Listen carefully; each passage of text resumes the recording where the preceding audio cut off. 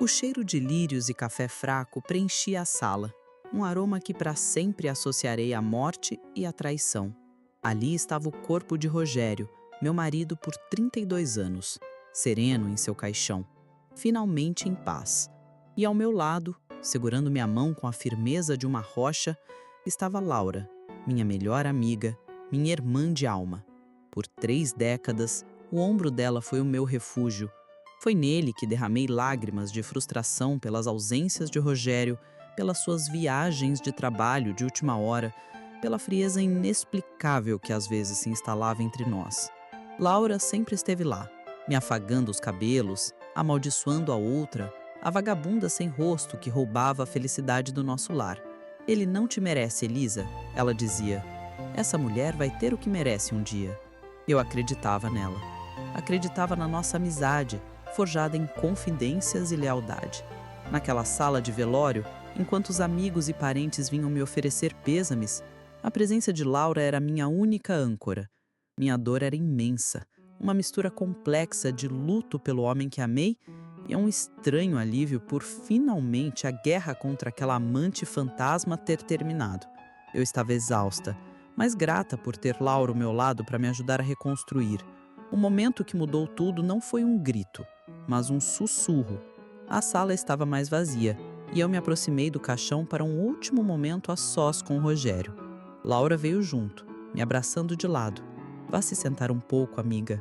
Deixa que eu fico com ele, ela disse, a voz embargada. Eu assenti, exausta, e me afastei 2 passos. Foi quando a vi se inclinar sobre o corpo dele. Seus dedos traçaram a lapela do paletó de Rogério, um gesto de uma intimidade que me paralisou. E então, acreditando que eu não podia ouvir, ela sussurrou, a voz rasgada por uma dor que era idêntica à minha. Por que você me deixou, meu amor? Como eu vou conseguir viver sem você agora? Meu amor. As 2 palavras ecoaram no silêncio da minha mente como um tiro de canhão. O mundo ao meu redor derreteu. O cheiro dos lírios, as vozes, tudo desapareceu. Olhei para a mão dela, ainda pousada sobre o peito do meu marido, e vi. Não era a mão de uma amiga, era a mão da outra. A amante sem rosto, a vagabunda que amaldiçoamos juntas por 30 anos, tinha o rosto dela, tinha os olhos marejados de Laura. Naquele instante, no velório do meu marido, eu não enterrei apenas um homem. Enterrei 2 amores, uma amizade e a mulher ingênua que eu costumava ser. E no vazio que ficou, algo novo, frio e terrivelmente lúcido começou a nascer.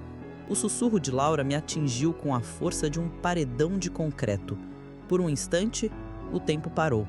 Fiquei ali, a 2 passos do caixão, vendo a mulher que eu chamava de irmã acariciar a mão do homem que eu chamava de marido, e o universo inteiro se reorganizou em uma nova e monstruosa verdade. Cada lágrima que chorei em seu ombro, cada confidência, cada palavra de consolo que ela me ofereceu, tudo era uma farsa. Uma peça de teatro cruel, encenada por 30 anos, e eu era a única na plateia que não sabia. Minha primeira reação não foi gritar. Foi um silêncio gelado que tomou conta de mim por dentro. Uma lucidez terrível que me fez ver tudo com uma clareza que doía. Laura se endireitou, o rosto contorcido numa máscara de dor que agora me parecia grotesca, e veio até mim. Elisa, você está tão pálida. Vem, senta um pouco. Você precisa de uma água, ela disse, a voz cheia daquela falsa preocupação que eu, por décadas, confundi com amor. Eu me deixei ser guiada por ela até uma cadeira, meu corpo se movendo no automático. Minha mente, no entanto, estava a 1000 por hora, vasculhando o passado, e cada memória que eu tocava estava agora envenenada. Lembrei-me das vezes em que Rogério precisava que Laura ajudasse com alguma burocracia do escritório, e eu ficava em casa feliz por meu marido e minha melhor amiga se darem tão bem. Lembrei-me das viagens que Laura fazia, supostamente para visitar parentes distantes, que coincidiam perfeitamente com os congressos de negócios de Rogério. Lembrei-me de um anel que vi Laura usar uma vez, uma joia que ela disse ter sido herança de uma tia, e que era idêntico a um que Rogério disse ter perdido num assalto anos atrás. As peças do quebra-cabeça, que antes eram invisíveis, agora se encaixavam com uma velocidade vertiginosa, formando a imagem medonha da minha própria estupidez. O resto do velório e o enterro passaram por mim como um filme embaçado. Eu acenava, recebia abraços, murmurava obrigada, mas não estava ali. Eu era uma espectadora da minha própria vida, observando tudo de uma distância segura e fria. Laura não saiu do meu lado por um único minuto, desempenhando o papel de viúva substituta, com uma perfeição digna de um prêmio. Ela organizava o café, recebia as condolências em meu nome, chorava nos momentos certos. E em cada gesto de apoio, eu via a ponta do punhal que ela mantinha cravado nas minhas costas há 30 anos. Após o enterro, como é de costume, muitos foram para minha casa, a casa que agora parecia um mausoléu de mentiras. Laura, claro, veio junto, comandando a cozinha, servindo as pessoas, agindo como a dona da casa que ela secretamente já se sentia. Foi ali que decidi fazer meu primeiro movimento. Não um ataque, mas um teste. Esperei um momento em que estávamos sozinhas na sala e disse, com uma voz cansada de uma viúva de verdade: Laura, que dia horrível. Eu só queria achar aquela garrafa de uísque que o Rogério guardava para ocasiões especiais. Ele nunca me disse onde ficava. Você por acaso sabe? Ela nem hesitou. Claro, amiga, está na biblioteca, atrás daquela fileira de enciclopédias velhas. Ele dizia que era o único lugar que você nunca mexia. A resposta foi rápida demais, natural demais. A faca em minhas costas girou mais um pouco. Ela conhecia os segredos dele melhor do que eu. Mais tarde, quando as pessoas começaram a ir embora, Laura veio se despedir, me abraçando com força. Amiga, eu vou, mas qualquer coisa me liga, qualquer hora. Não se preocupe em ficar sozinha. Eu a segurei pelos braços, forçando-a a me olhar. Obrigada, Laura, por tudo. Então, plantei a semente. Sabe, com tudo isso percebi que o Rogério era um estranho para mim. Tinha tantos segredos. Acho que vou usar os próximos dias para mergulhar nas coisas dele, nos papéis, nas caixas. Preciso entender quem era o homem com quem eu vivi por 30 anos. Vi um lampejo de algo em seus olhos. Não era preocupação, era mais sutil, um cálculo, um alerta. Mas ela apenas sorriu, o sorriso de sempre. Claro, amiga, é uma ótima forma de processar o luto. Ela foi embora. Fechei a porta e pela primeira vez fiquei verdadeiramente sozinha. Olhei para o porta-retrato na estante. Eu, Rogério e Laura sorrindo em uma viagem a Campos do Jordão 20 anos atrás. A dor do luto havia desaparecido completamente. Em seu lugar, havia apenas um propósito. O luto dela apenas começou. E eu faria questão de que o dela durasse muito mais que o meu. Que gentileza, Laura, como sempre, eu disse, forçando um sorriso cansado. Mas não quero te sobrecarregar. Que tal você me ajudar com uma coisa mais leve?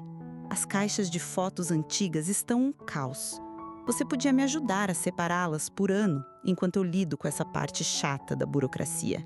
Dei a ela uma tarefa inofensiva, uma distração que a manteria ocupada e longe dos documentos que realmente importavam. Ela concordou, satisfeita por estar ajudando e principalmente por estar de olho em mim. Enquanto Laura se perdia, sentada no chão da sala, em meio a fotos de um passado que agora parecia uma ficção, eu tive uma ideia.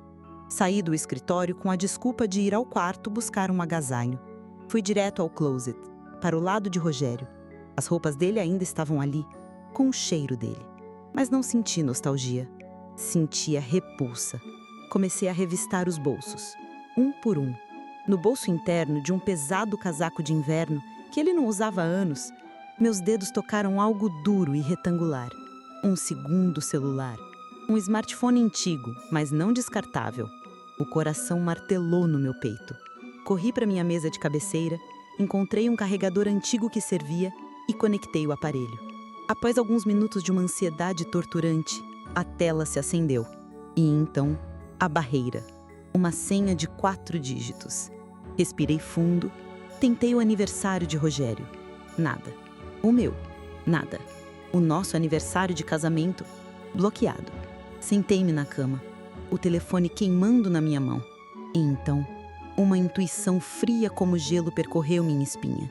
Digitei os 4 dígitos do aniversário de Laura. Clique. A tela se abriu. Era a caixa de Pandora. Anos e anos de mensagens. Textos, fotos, vídeos. Eram eles. Em viagens que eu não sabia que haviam feito, em jantares íntimos. As mensagens eram um punhal em brasa. A Elisa nem desconfia, coitada. Às vezes sinto pena. Escreveu Laura em uma delas. Não sinta. É o nosso amor que importa. Ela vive no mundo dela, respondeu Rogério. Mas a revelação mais devastadora não foi a do amor. Foi a do patrimônio. Em uma troca de mensagens de 3 anos atrás, Rogério escreveu: consegui o dinheiro. Nossa casinha na serra está paga. Um brinde a nós, meu amor. Nosso refúgio. Nossa casinha. Eles não tinham apenas um caso. Eles tinham uma vida. Uma vida dupla, construída com o nosso dinheiro. Com o dinheiro do meu casamento. Lágrimas de raiva e humilhação escorreram pelo meu rosto. Do outro cômodo, eu ouvi a voz de Laura. Elisa, achei a foto daquela nossa viagem para a Bahia. Lembra como foi divertido? Eu não respondi. Apenas olhei para a tela brilhante do celular. Eu tinha a prova. E agora eu tinha um alvo. Um refúgio. Uma casinha na serra que eu faria questão de transformar no inferno particular deles. Assim que a porta se fechou atrás de Laura, a fachada de viúva frágil desmoronou. Corri de volta para o quarto, para o brilho tóxico daquele celular. Passei a noite em claro, numa vigília macabra, navegando por 30 anos de uma vida que não era minha. Cada foto dele sorrindo em um chalé na serra, cada mensagem trocada durante um jantar de aniversário, era um tijolo a mais no muro de ódio que crescia dentro de mim. A dor já não era lancinante. Transformou-se em um combustível frio, eficiente. Eles tinham um refúgio, e eu decidi que iria visitá-lo. Pela manhã liguei para Laura. Forcei minha voz a soar cansada, quebrada. Amiga, eu não aguento mais ficar nesta casa com todas as lembranças, eu disse. Estou pensando em passar uns dias fora, talvez na serra, para respirar um ar puro, perto de Vila das Hortênsias. Dizem que é calmo por lá. O nome da cidade, que eu havia pescado de uma das mensagens deles, foi a minha isca. Houve uma pequena pausa do outro lado da linha. Um milissegundo de silêncio que, para mim, durou uma eternidade. Vila das Hortênsias? Ela repetiu. Nossa, que ótima ideia, Elisa! Ela finalmente respondeu, a voz excessivamente animada. Um ar fresco vai te fazer um bem danado. Fuja mesmo, você merece. A arrogância dela era o meu escudo. Ela estava tão segura em seu castelo de mentiras que jamais imaginaria que eu tinha a chave do portão. 2 dias depois, eu estava na estrada, o celular secreto guardado em um fundo falso na minha bolsa. A viagem até a serra foi uma transição. Com cada quilômetro que eu deixava a minha cidade para trás, eu também deixava para trás a Elisa ingênua. Eu não era uma viúva em luto. Eu era uma caçadora. Usei as fotos do celular como um mapa. A fachada de madeira escura, as hortênsias azuis na janela, uma araucária imponente no canto do terreno. Dirigi pelas ruas tranquilas da pequena cidade, o coração batendo com uma mistura de pavor e propósito, até que, numa rua sem saída, eu a vi. Nosso refúgio, dizia a placa de madeira pendurada na varanda. Era real, a materialização de toda a traição. Estacionei o carro a uma distância segura e apenas observei. Era a casa dos sonhos de qualquer um. Charmosa, isolada, perfeita para segredos. Mas eu não estava ali para admirar a vista. Fui até o centro da cidadezinha e, com uma história ensaiada sobre ser uma antiga amiga do falecido Dr. Rogério, que procurava regularizar uns documentos antigos da família, consegui que um funcionário simpático da prefeitura me ajudasse a localizar o registro do imóvel no cartório local. Eu esperava encontrar o nome de Rogério na escritura, talvez uma empresa de fachada. O que eu encontrei foi muito pior. E muito, muito melhor para os meus planos. O oficial de registro colocou a matrícula do imóvel sobre o balcão. Li as informações e o mundo girou. O imóvel, comprado há 3 anos por um valor considerável, não estava no nome de Rogério. Estava registrado única e exclusivamente no nome de Laura Mendes de Andrade. Meu queixo tremeu, não de tristeza, mas de uma fúria lúcida e cortante. Aquilo mudava tudo. Não era apenas um caso de amor extraconjugal. Era um plano, um golpe financeiro arquitetado por anos. Meu marido usou o dinheiro construído ao meu lado, o dinheiro da nossa vida, para comprar um patrimônio e colocá-lo diretamente no nome da amante. Ele não estava apenas me traindo, estava me roubando metodicamente para garantir o futuro dela. Apertei o papel em minhas mãos. Aquela não era uma simples escritura, era uma confissão de estelionato. Era a arma do crime. A vingança, que até então era um desejo nebuloso de retribuição emocional, agora tinha um caminho claro, legal e devastador. Eu não iria apenas expor um segredo, eu iria arrancar dela tudo que foi construído sobre as minhas ruínas. A viagem de volta da serra foi a mais silenciosa e lúcida da minha vida. Eu não chorava mais. As lágrimas haviam secado, dando lugar a uma calma gélida, uma clareza de propósito que eu nunca havia sentido. Eu segurava a cópia da escritura do imóvel como um general segura o mapa do território inimigo. A dor da traição ainda estava lá, mas agora ela tinha uma utilidade. Era a minha bússola. Laura e Rogério não haviam apenas roubado meu marido e minha felicidade. Eles haviam roubado o meu futuro financeiro. E a vingança, eu decidi ali, naquela estrada sinuosa, não seria apenas emocional. Seria total. Quando cheguei em casa, a primeira coisa que notei foi a mudança em mim mesma. O reflexo no espelho mostrava uma mulher com olheiras, mas com um olhar firme, desprovido da névoa de tristeza que o habitava há décadas. Eu não era mais a vítima. Eu era a predadora. Laura, como um relógio, apareceu no dia seguinte. Amiga, que bom que voltou! E então, a viagem ajudou a clarear a cabeça? Ela perguntou, me inspecionando da cabeça aos pés. Ajudou imensamente, Laura. Respondi com um sorriso sereno que a deixou visivelmente desconcertada. Você não faz ideia do quanto. Percebi que passei 30 anos da minha vida olhando para a direção errada. Agora, finalmente, eu sei exatamente para onde preciso ir. Ela forçou um sorriso. Que bom, Elisa. Fico tão feliz por você. Mas seus olhos estavam repletos de um cálculo rápido, uma desconfiança que ela tentava disfarçar. A viúva desamparada que ela estava acostumada a consolar havia desaparecido. Em seu lugar havia uma mulher que falava por enigmas, e isso a assustava. Meu próximo passo foi procurar ajuda profissional, mas não um velho advogado da família, um amigo de Rogério. Eu pesquisei por dias na internet até encontrar o nome que eu queria. Doutor Monteiro, um especialista conhecido em São Paulo por lidar com casos de fraude patrimonial e divórcios litigiosos. Um tubarão. Marquei uma consulta e na semana seguinte estava sentada em seu escritório imponente contando-lhe a sórdida história da minha vida.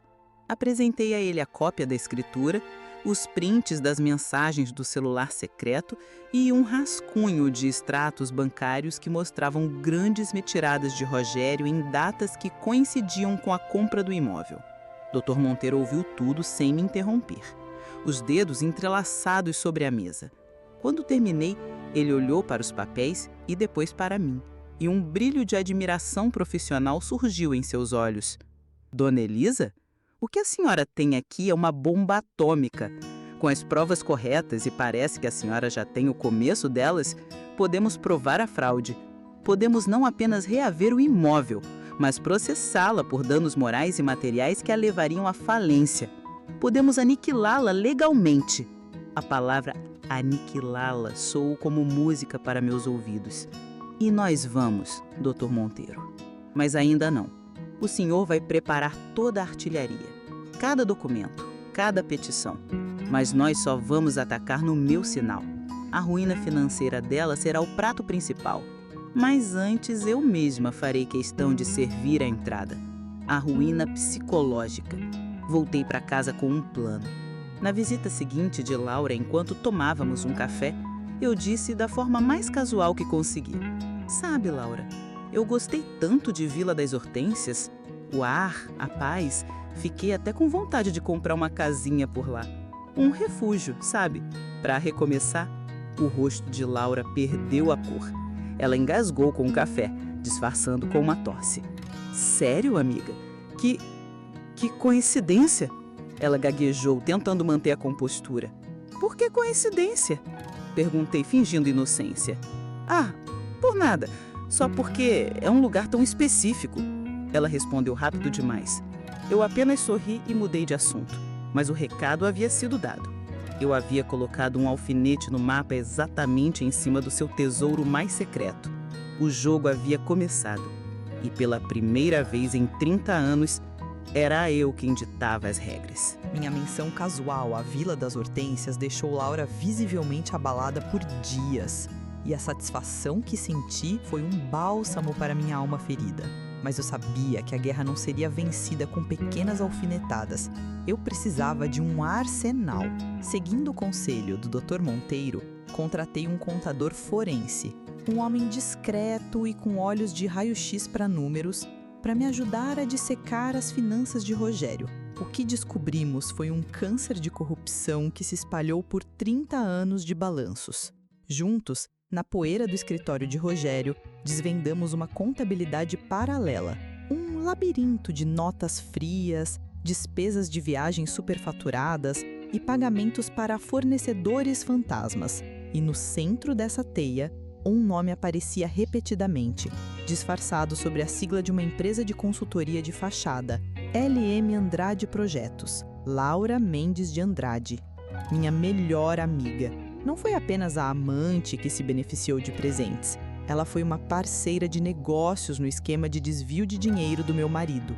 Ela era cúmplice ativa na fraude que financiou a vida dupla deles. A cada assinatura dela que encontrávamos em um contrato falso, a imagem da amiga leal se desfazia, dando lugar ao retrato de uma criminosa calculista. Enquanto meu exército legal se preparava nos bastidores, eu continuei minha ofensiva psicológica no nosso campo de batalha social, nosso círculo de amizades. Laura e eu tínhamos as mesmas amigas há décadas, um grupo que se encontrava para cafés e desabafos. Antes, eu era sempre a coitadinha, a esposa sofredora. Agora, eu mudei o meu papel. Em um desses encontros, enquanto Laura me observava com seus olhos de falcão, eu suspirei e disse com a voz embargada: "Ai, meninas, mexer nas coisas do Rogério tá sendo tão doloroso. Estou descobrindo tantos segredos, dívidas que eu nem imaginava, negócios que não fazem sentido. É como se eu vivesse com um estranho." O efeito foi imediato. As amigas se compadeceram de mim, oferecendo apoio, enquanto Laura ficava rígida na cadeira.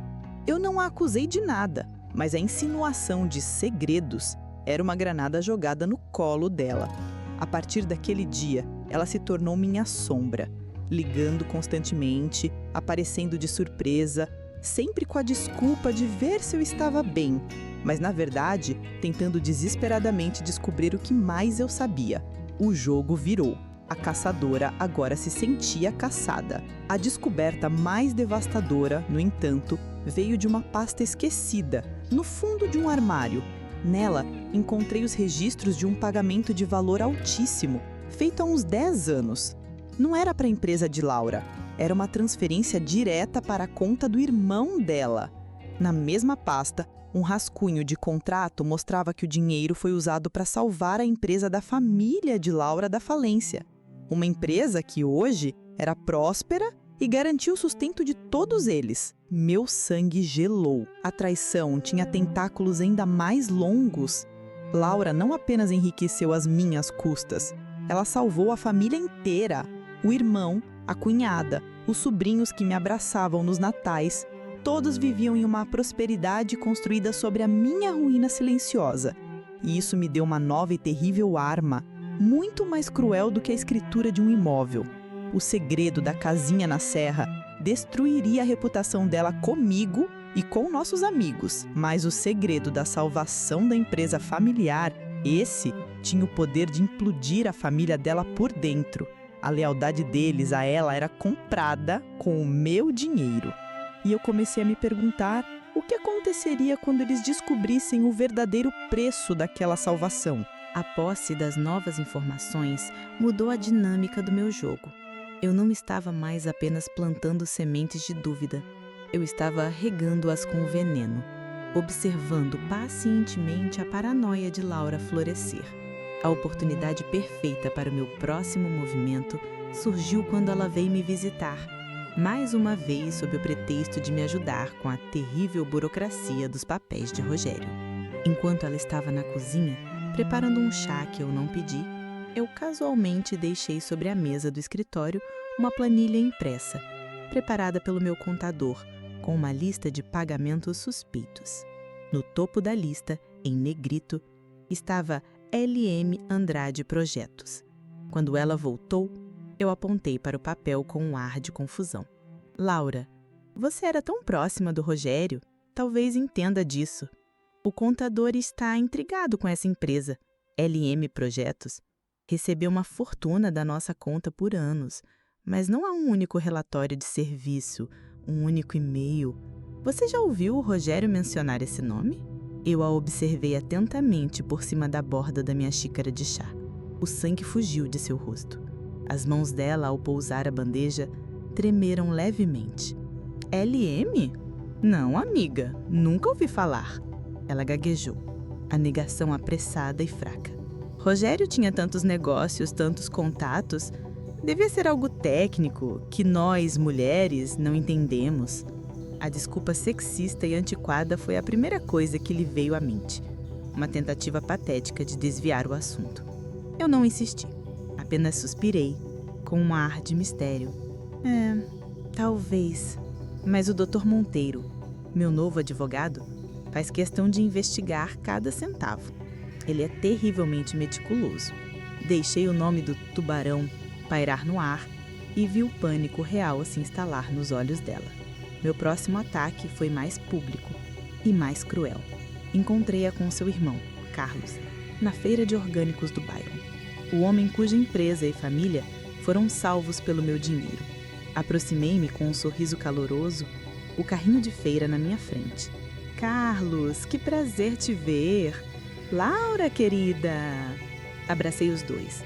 Carlos, eu estava justamente pensando no Rogério outro dia, em como ele ficaria feliz em ver o sucesso da sua empresa.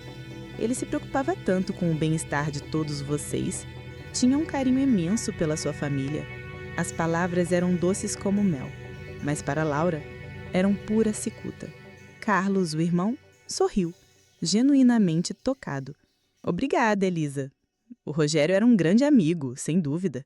Um apoio e tanto. Ele não fazia ideia da profundidade daquelas palavras. Laura, por outro lado, ficou paralisada, forçando um sorriso que era uma careta de dor. Eu a havia encurralado. Ela não podia desmentir, não podia reagir, teve que ficar ali, ao lado do irmão, recebendo os louvores por uma amizade que era, na verdade, o pagamento por sua traição. Eu estava lhe mostrando, sutilmente, que eu sabia do seu segredo mais profundo, o que não envolvia apenas a ela, mas a toda a sua família. Naquela noite, no entanto, ao me deitar, a solidão do meu quarto pareceu mais pesada.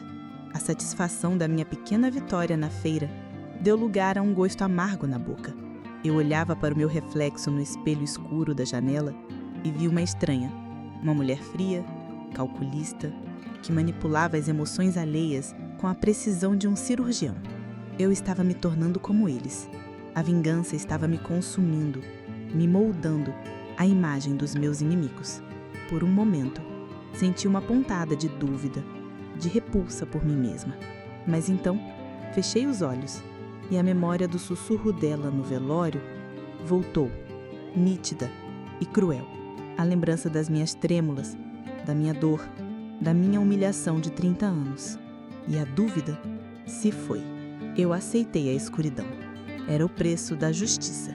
E, diferente deles, eu estava disposta a pagar. A vingança, descobri, é uma droga inebriante. Cada pequena vitória, cada vislumbre de pânico nos olhos de Laura me dava mais força para continuar. Mas eu precisava de mais. Precisava sair da defensiva, das insinuações e partir para o ataque. Decidi criar uma crise. Uma que forçaria Laura e sua família a confrontarem a mentira que sustentava suas vidas. Escolhi minha arma e meu mensageiro com cuidado. A arma foi uma mentira bem elaborada. O mensageiro foi Marta, nossa amiga em comum. Uma mulher de bom coração, mas com uma incapacidade crônica de guardar segredos. Em um café, forcei minhas lágrimas e confessei a ela minha mais nova e terrível descoberta. Marta, eu não sei o que fazer, eu disse, a voz embargada. Descobri nos papéis do Rogério que ele tinha uma dívida enorme com o Carlos, o irmão da Laura. Um empréstimo antigo que ele nunca pagou. Estou com tanto medo que o Carlos venha cobrar de mim agora no inventário. Seria a minha ruína. A mentira era uma obra-prima de malícia. Eu peguei a verdade, o dinheiro que fluiu de Rogério para Carlos, e a inverti. Transformei o benfeitor em devedor. Sabia que Marta, com a melhor das intenções, correria para alertar Laura. E foi exatamente o que aconteceu.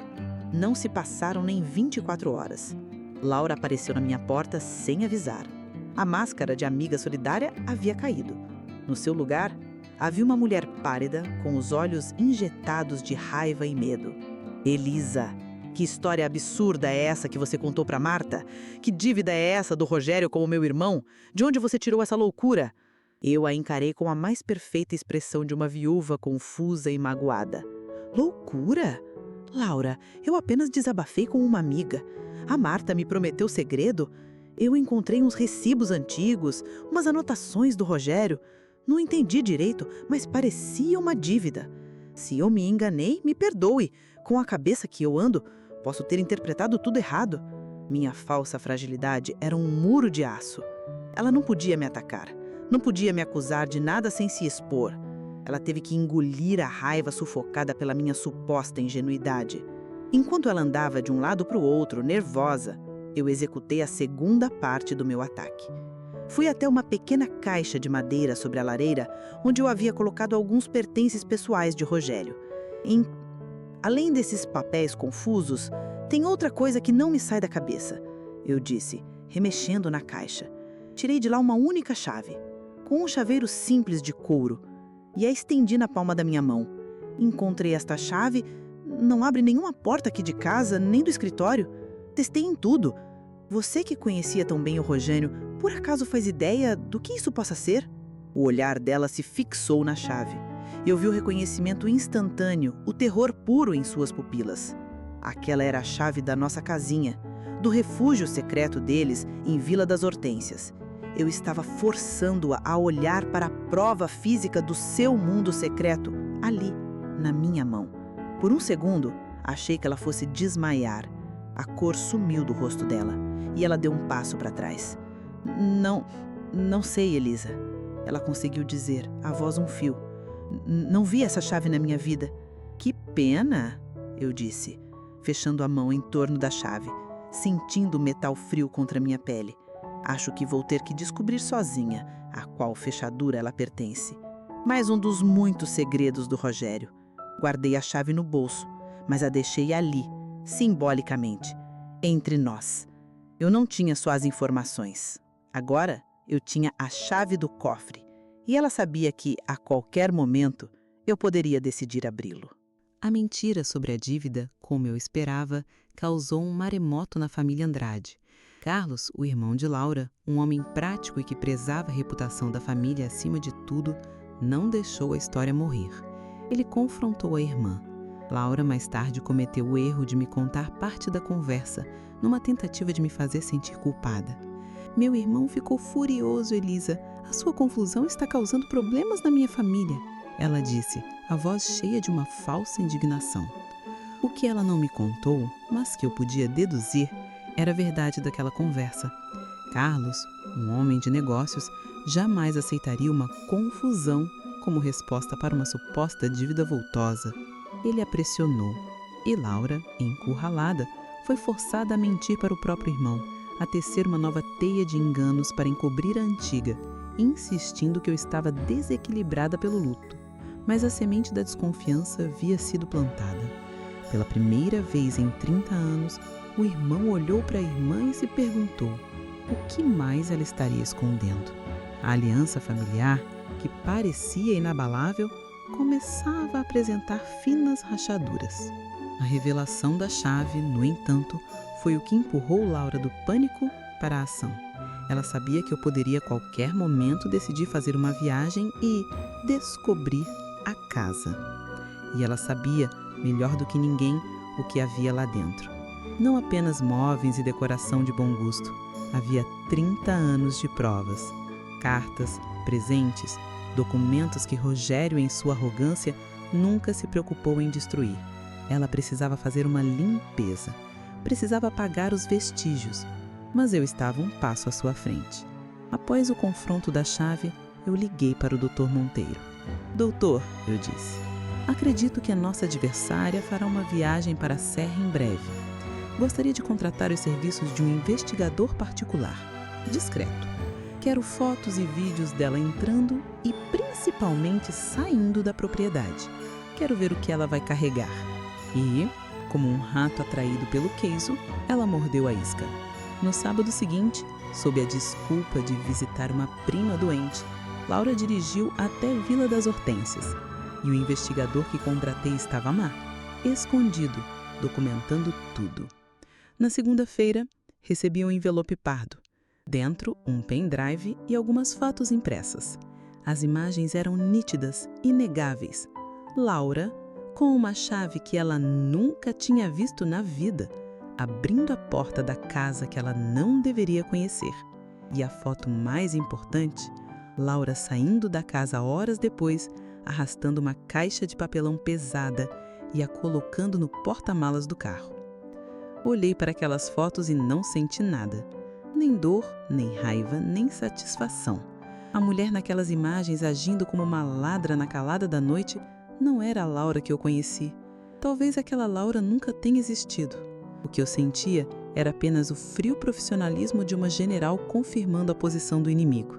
Eu agora tinha prova irrefutável de sua ligação com o imóvel e, mais importante, a prova de sua consciência culpada. Ela estava destruindo evidências. Em um tribunal, aquilo seria devastador para ela. As fotos e o vídeo se juntaram à escritura e aos extratos bancários na pasta que eu chamei de o dossiê Laura. Meu arsenal estava quase completo. A fase de tortura psicológica estava chegando ao fim. Em breve, muito em breve, eu daria início à fase de aniquilação. E ela não veria de onde o golpe viria. Com o dossiê completo, a fase de investigação havia terminado. Era hora de preparar o bote. Minha estratégia, no entanto, não seria um ataque frontal. Seria um convite. Uma armadilha elegantemente montada, disfarçada de ramo de oliveira. Telefonei para Laura e, pela primeira vez em semanas, usei o tom de voz da antiga Elisa. A amiga calorosa e um pouco carente. Laura, amiga, sou eu. Comecei, forçando uma fragilidade na voz.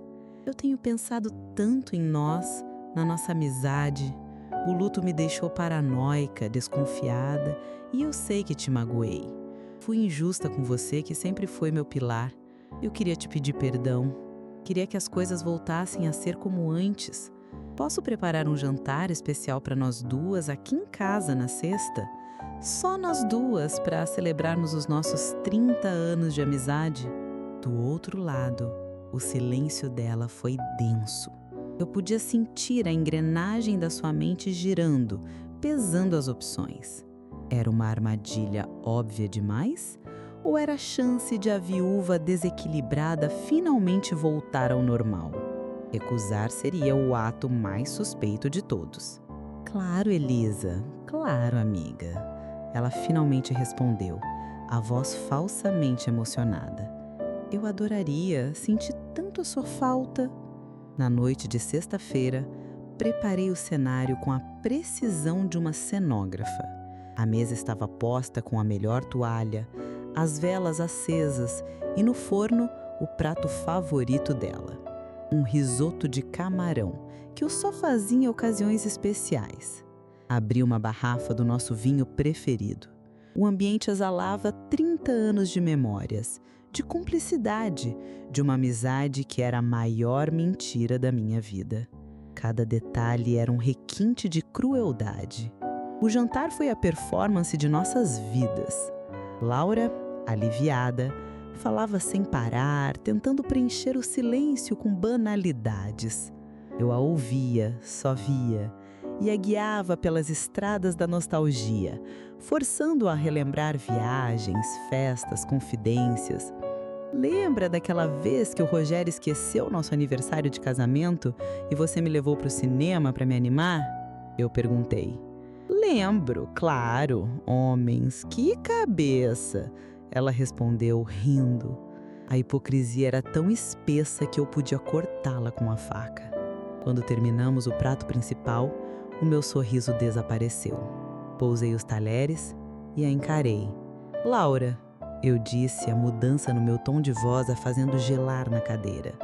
Antes da sobremesa, tenho uma última lembrança do passado que eu quero compartilhar com você. Eu me levantei e fui até a gaveta do aparador, onde o meu dossiê estava guardado. Mas não peguei a pasta inteira. Peguei apenas uma única foto, impressa em papel brilhante, e a coloquei sobre a mesa, virada para baixo. Deslizei-a lentamente pela toalha de linho, até que parasse na frente dela. Eu sei que você andou preocupada comigo, com a minha confusão. Achei uma foto da sua visita à prima doente no último sábado. Talvez isso ajude a refrescar sua memória. As mãos dela tremeram ao virar a fotografia. Era a imagem, nítida e em alta resolução, dela colocando a caixa de papéis no porta-malas do carro com a fachada da casa de Vila das Hortênsias ao fundo. O choque de reconhecimento a deixou sem ar. Não havia negação possível. Não havia desculpa. Era o flagrante. O jogo havia acabado.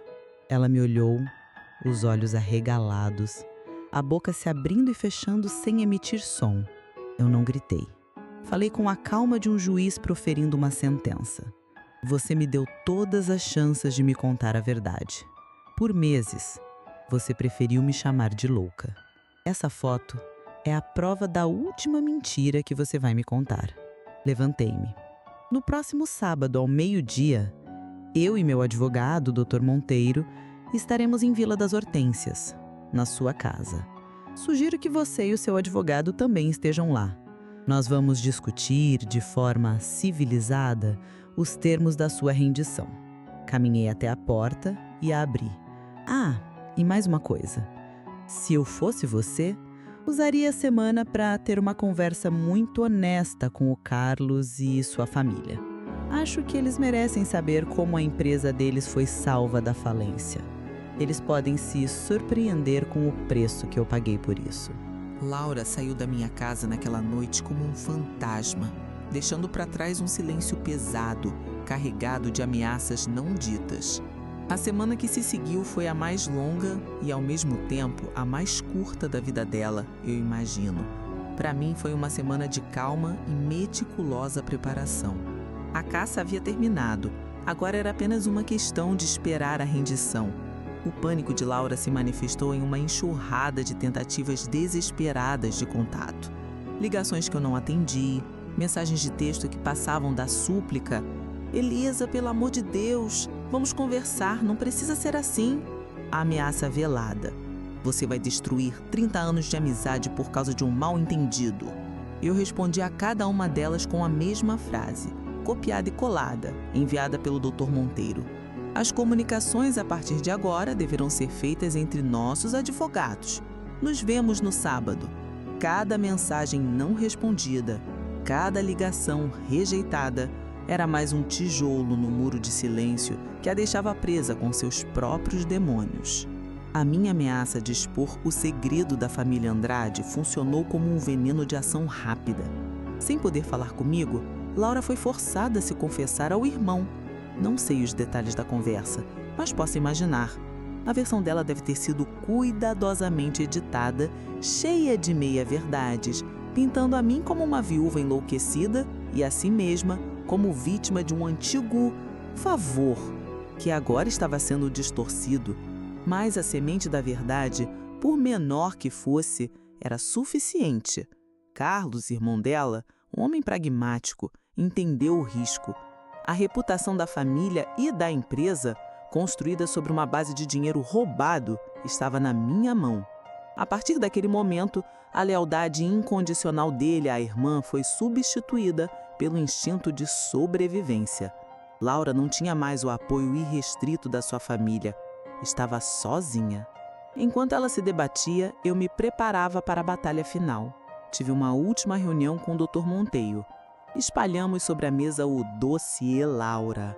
A escritura da casa, as fotos do investigador, os balanços da empresa de Rogério com as provas da fraude, as mensagens do celular. Era a documentação de uma vida de crimes. E, com base nela, redigimos os termos da rendição. Não era um acordo, era um ultimato. A transferência imediata da propriedade de Vila das Hortênsias para o meu nome, a devolução de cada centavo desviado através da LM Andrade Projetos, corrigido e com juros, e uma confissão de dívida assinada, que me daria o poder de executá-la judicialmente a qualquer momento. Era a aniquilação financeira total. Na véspera da reunião, fiz algo que não esperava. Fui ao cemitério. Sentei-me em frente à lápide fria de Rogério, mas não senti tristeza. Não senti saudade. Olhei para o nome dele gravado na pedra e disse em voz baixa: "Acabou, Rogério. A bagunça que você deixou, a dor que você causou, tudo vai ser acertado amanhã. A sua dívida e a dela finalmente será paga." Foi a minha despedida, não do homem que eu amei, mas do fantasma que me assombrou por 30 anos. No sábado de manhã, um sol forte e límpido iluminava a estrada para a serra. Eu estava no banco do carona do carro do Dr. Monteiro. Vesti um terninho preto, meu cabelo preso num coque severo. Eu não era viúva de uma semana atrás. Eu era uma credora indo ao encontro da sua devedora. Ao meu lado, o Dr. Monteiro revisava os papéis em sua pasta. "Está pronta, Dona Elisa?" Ele perguntou com uma voz profissional. "Sim, doutor", respondi olhando para as montanhas que se aproximavam. Eu esperei 30 anos para este dia. Estávamos a caminho do refúgio deles. O lugar construído para o amor secreto deles seria o palco da ruína final dela.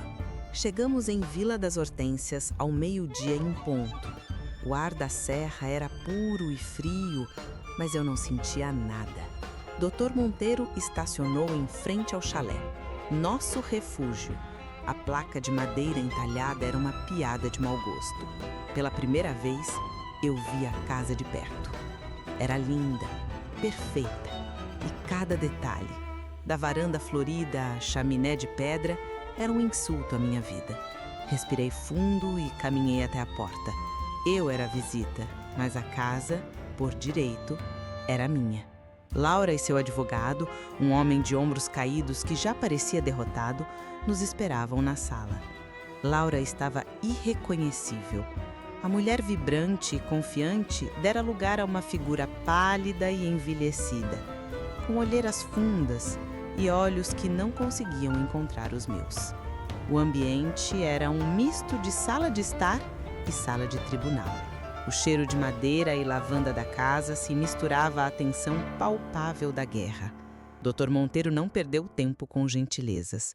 Ele abriu sua pasta de couro sobre a mesa de centro e o som do fecho de metal ecoou como uma sentença. "Bom dia. Estamos aqui, como combinado, para discutir a dissolução de uma sociedade informal, porém bem documentada." Ele começou, a voz cortante como um bisturi. "Uma sociedade formada entre o falecido senhor Rogério e a senhora Andrade, financiada integralmente e sem o seu conhecimento pelo patrimônio conjugal da minha cliente, Dona Elisa." O que se seguiu foi um desmantelamento metódico e brutal. Dr. Monteiro apresentou as provas, uma a uma. A escritura da casa em nome de Laura, os extratos bancários de Rogério mostrando as transferências que pagaram pelo imóvel, as notas frias e os contratos da LM Andrade Projetos. E, por fim, as fotos em alta resolução dela retirando documentos da casa, na semana anterior.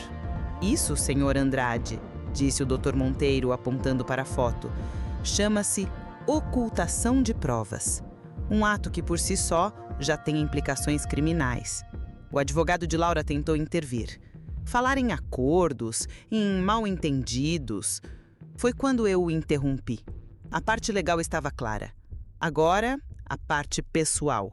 Olhei para Laura, forçando-a a me encarar pela primeira vez. Eu não tenho interesse em mal-entendidos, Laura. Eu só tenho uma pergunta. Na verdade, algumas. Ela estremeceu. De todas as centenas de vezes em 30 anos que eu chorei no seu ombro por causa da outra, qual foi a sua parte favorita? Foi quando você me dizia que eu merecia coisa melhor, sabendo que passaria o fim de semana com ele aqui, nesta cama? Ou foi quando você me aconselhava a perdoá-lo, a ser paciente, sabendo que a minha paciência era o que garantia a sua felicidade dupla? De qual mentira você mais se orgulha? As lágrimas que ela não chorou no velório agora escorriam pelo rosto. Lágrimas de autocomiseração, não de remorso.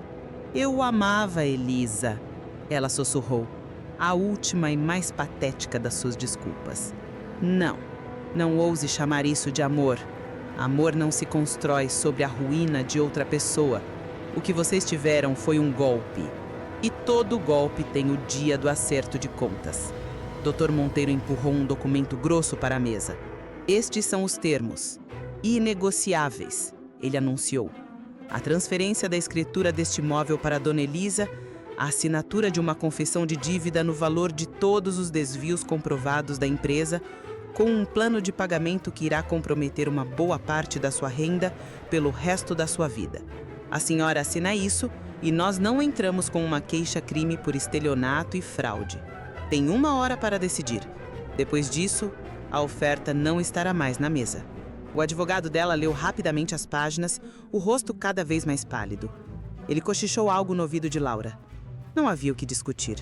Ela pegou a caneta, as mãos tremendo tanto que mal conseguia segurá-la, e assinou. Assinou a sua ruína. Assinou o fim da sua vida de mentiras. Com os papéis em mãos, Dr. Monteiro e eu nos levantamos. Caminhei até a porta, mas parei na soleira. Olhei uma última vez para a decoração impecável da casa. Sabe, Laura, disse por cima do ombro, você sempre teve bom gosto. Vou me lembrar disso quando estiver redecorando tudo. Por favor, deixe a sua cópia das chaves com o meu advogado na saída. Saí da casa e respirei o ar puro da serra. O sol estava forte. Pela primeira vez, em 30 anos, não havia mais sombras na minha vida. A partida de Laura daquela casa na serra foi o verdadeiro funeral que eu nunca tive. Foi o enterro definitivo de 30 anos de amizade, de amor, de engano. Ela deixou as chaves com o advogado, como eu mandei. Uma semana depois, voltei ao refúgio sozinha, desta vez como sua dona. Andei por cada cômodo, toquei nos móveis que eles escolheram juntos, olhei para as fotografias deles sorrindo nas paredes. Não senti dor. Senti o vazio asséptico de um museu dedicado a uma história que não era a minha. Passei o fim de semana inteiro encaixotando tudo.